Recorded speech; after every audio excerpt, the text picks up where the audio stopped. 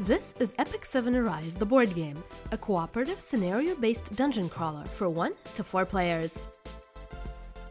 In Epic 7 Arise, players will take control of heroes and work together to defeat enemies and complete objectives.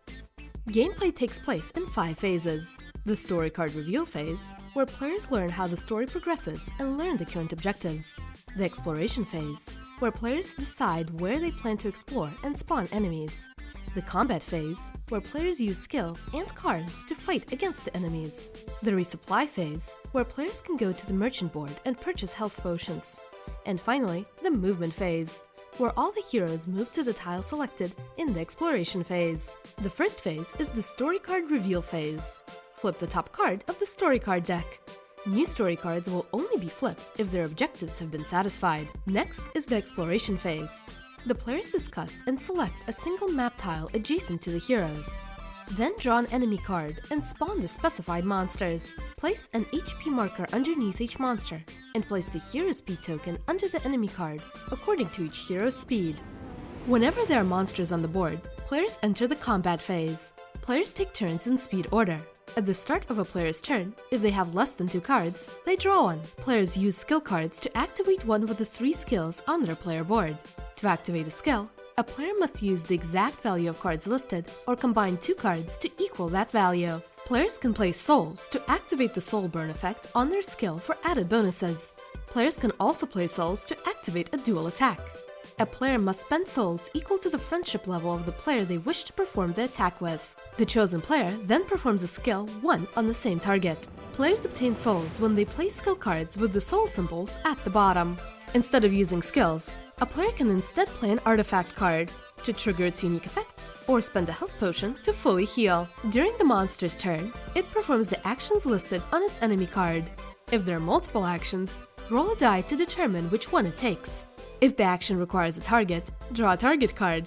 The target card will reference the 4 spaces that the heroes are standing on.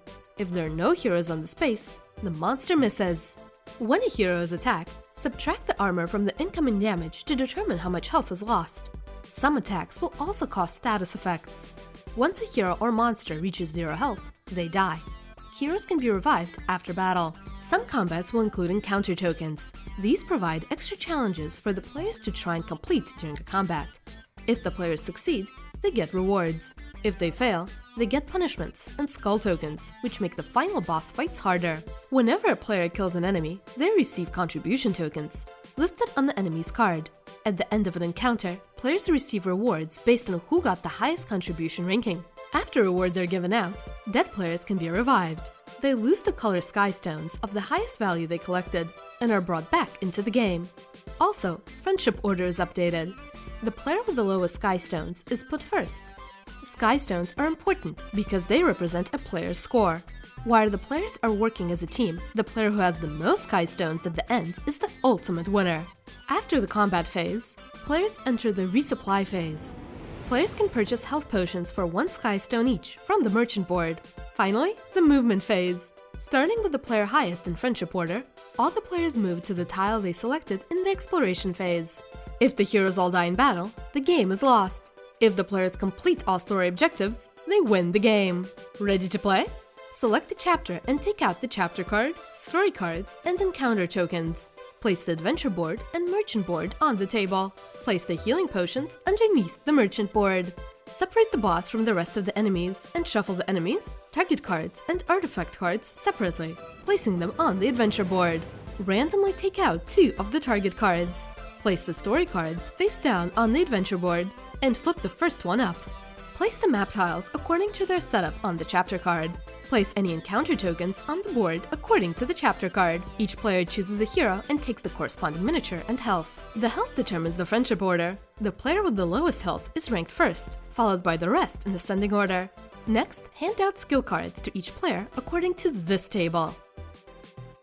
The players then shuffle the skill cards into a deck and draw 2. Shuffle the remaining 2 skill cards and place them on the merchant's table. Finally, place the effect tokens, sky stones, contribution point tokens, soul tokens, health tokens, enemy miniatures, and health trackers within easy reach. You're now ready to play. If you enjoyed this video, consider liking it and subscribing to The Rules Girl for more rules videos.